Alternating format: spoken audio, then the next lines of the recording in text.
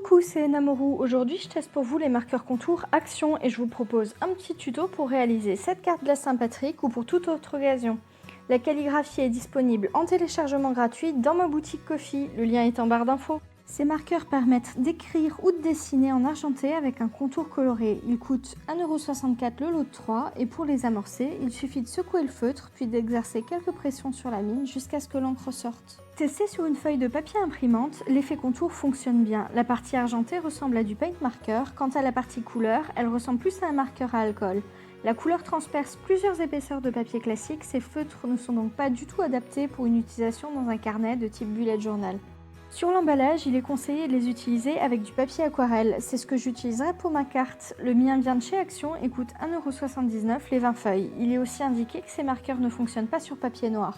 Après test, l'effet contour n'est effectivement pas visible, par contre le rendu est vraiment chouette comme paint marker argenté, ce qui permet de multiplier les possibilités de créa et en fait un feutre plus polyvalent. La partie argentée étant opaque, vous pouvez vous servir de ces marqueurs pour repasser sur un dessin ou un texte imprimé par exemple. Vous pouvez également épaissir vos traits ou colorier, l'effet contour restera visible uniquement sur l'extérieur.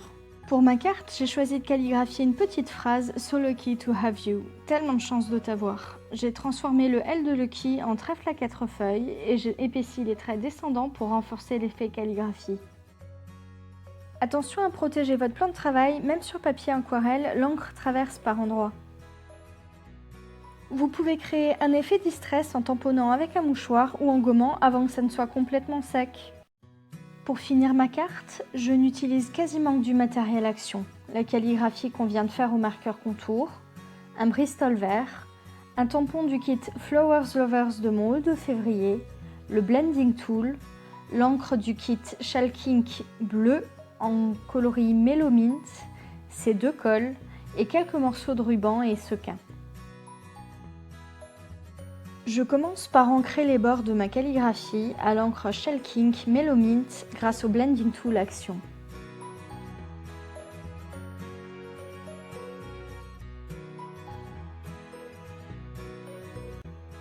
Je tamponne ensuite des fleurs en ton sur ton, toujours à l'encre Mellow Mint, pour habiller le fond et le dos de la carte.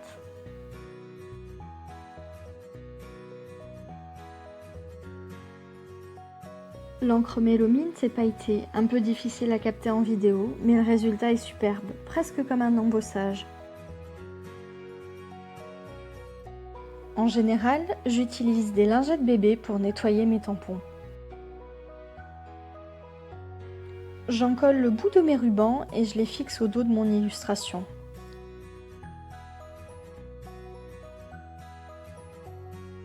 J'en colle ensuite l'illustration et je la colle au fond de carte.